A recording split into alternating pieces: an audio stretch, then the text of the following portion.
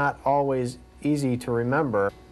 We don't really remember our students by their number, so what we can do is use a glossary function to make it look up the student ID. To do that, we'll hit Open Apple O to get to the options screen, modify the rules for this particular field, and make it a glossary. We want to select the student names database because that's where the information is that we want. And in this case, we don't want it to list the student ID on the right-hand side. We want it to list the student name. And the result is we want to return the corresponding student ID in that field. And that's all there is to that. So we can type in Open Apple G at this point whenever our cursor is on top of that field. You can see the glossary name at the bottom. You type Open Apple G and it will then bring up a list of all of the students, and you can simply choose from that list. And it puts in the appropriate student ID. Now, we might also want to see the student name in this database.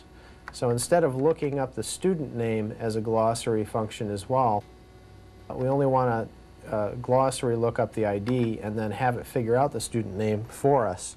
So instead of using glossary in this case, we'll modify the rules and make this an import field. We're going to import the information for the student name from the student names database. In this case, we're going to find a match for student ID in gradebook, which is correct. That's the field that we just typed in the last category. We're going to match for it in student ID and student names, and then we want to import the student name from student names. So you can see that AppleWorks tries to figure out exactly what you're doing, and we'll try to fill in these fields for you, which makes it very easy to use these fields. Also, we want this to recalc automatically for us, so we're going to select that under number 6.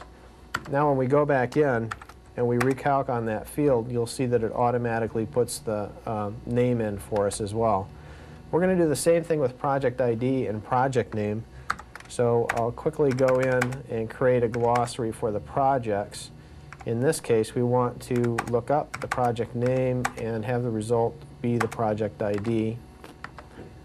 And also the project name will also be an import field.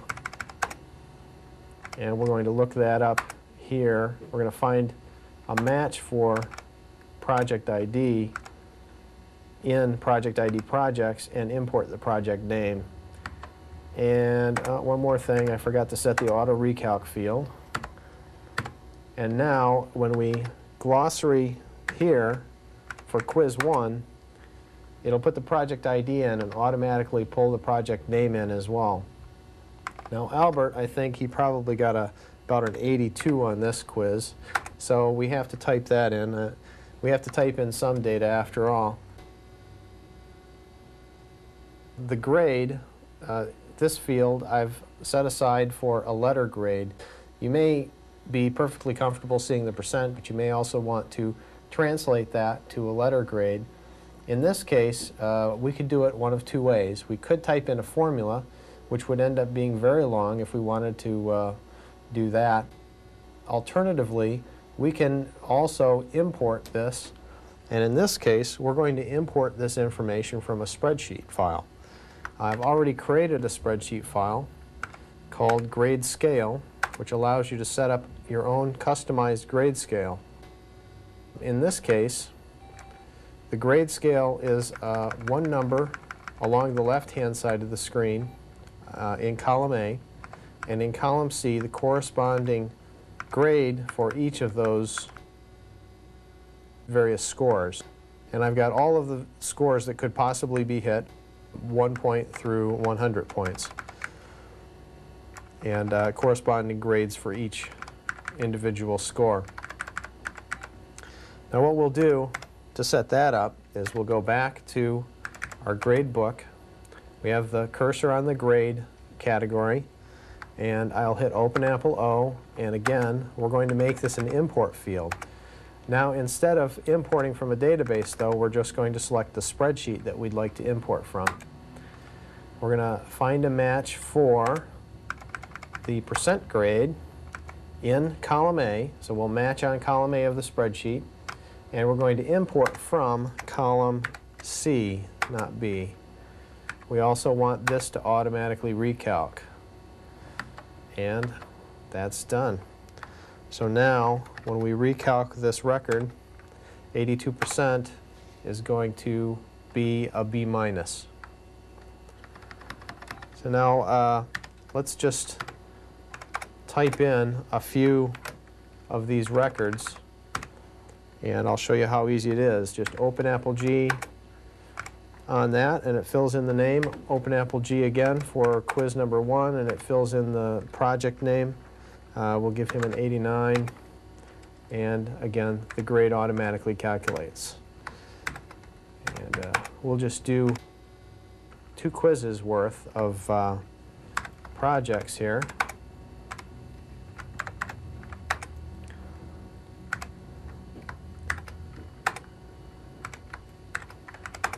Put in quiz number 2. He did well on that quiz.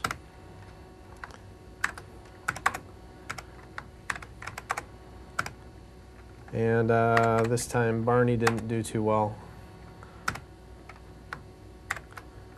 And one more for Kathy Chandler for the second quiz. And good.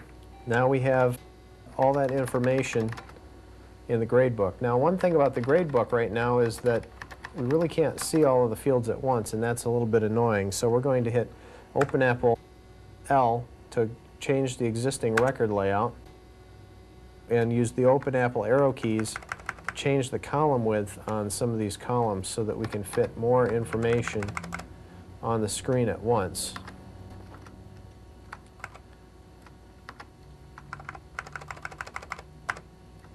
Very good. Okay, now we've got a good record layout. And we can see everything at once. Now, one thing that's a little bit confusing about this record layout is that you really can't just see Albert Atkinson's grades all in one shot. You have to kind of pick it out from the whole melee there. To see all of these records in an easy-to-find way, so you can just take a look at one student at a time, we can use what's called a lookup list. In this case, we're going to use a separate database called Look, and Look has only one field, and that field is called Student ID. And now, to make it easy for us to look up the student ID, we're going to make this a glossary field. So we'll create a glossary field from student names. We want to list the student name, but we actually want to return the student ID. Okay, so that's done. Now we want to make this database a lookup list. You can only have one lookup list per database, and in this case we're just going to define this as a lookup list.